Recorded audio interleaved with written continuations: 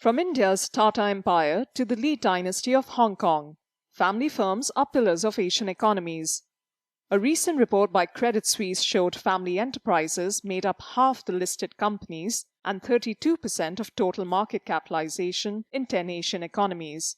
But rising globalization and generational shifts are throwing up new challenges to these family-owned enterprises. Speaking at a recent roundtable at NUS Business School, Professor Marlene Dieleman says for such large companies, managing conflict is vital. Governance is very important, and some of the problems is if the conflict from the family spills over to the business, or the conflict from the business spills over to the family. And then you need governance structures, probably not just for the business, but also for the family. It's a challenge that Shinta Vijaya Kamdani faced head-on when she joined her father's company in 1999. I come in a picture in which businesses are running okay, doing quite well. We are expanding fast growth, but there is really no governing or system. So I remember very clearly that was in 1999, and I come to my father and I said, if you want me to continue working in this family firm, we definitely have to change. So I come with a proposal, and what I did is, first of all, on the corporate side, I then, kind of put together a plan in terms of bringing the businesses into 4 different pillars. And then, of course, I put through a very clear, systematic way in restructuring, creating a holding company to monitor all the operating businesses. So when you talk about governance, I think that was the first time that we actually kind of introduced governance in a family business.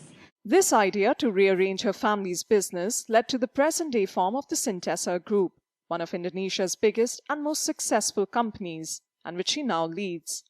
More than 70% of Asian firms are family-owned, defined by Credit Suisse as those where a family or an individual within the family controls at least 20% of cash flow rights. These firms are also major employers, accounting for almost 2/3 of staff at listed companies in South Asia, and 1/3 of those in North Asia. That makes their survival crucial to the region's emerging economies. As many Asian family firms make transitions from one generation to the next, another challenging issue, perhaps much more than corporate and family governance, is that of succession. With an increasing number of family feuds playing out in the public domain, such as the Ambani brothers' very public fight over their father's companies in India, some other Asian firms prefer to take a less combative approach.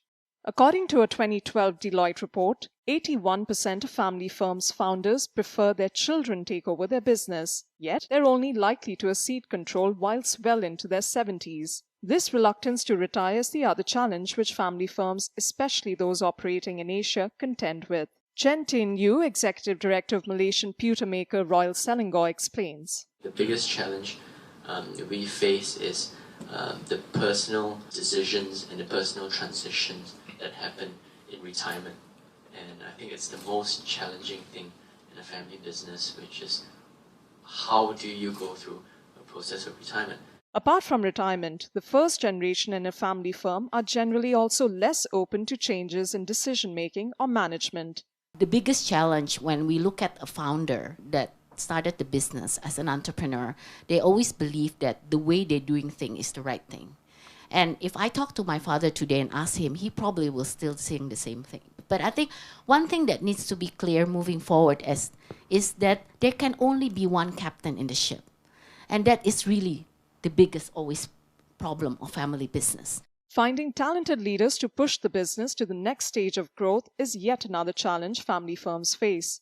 Non-family firms can draw from the depth of their global operations, but family businesses have a more limited pool to choose from. What is clear is that in order to succeed, family firms need to innovate, yet keep those core family values intact, which helped propel their business in the first place.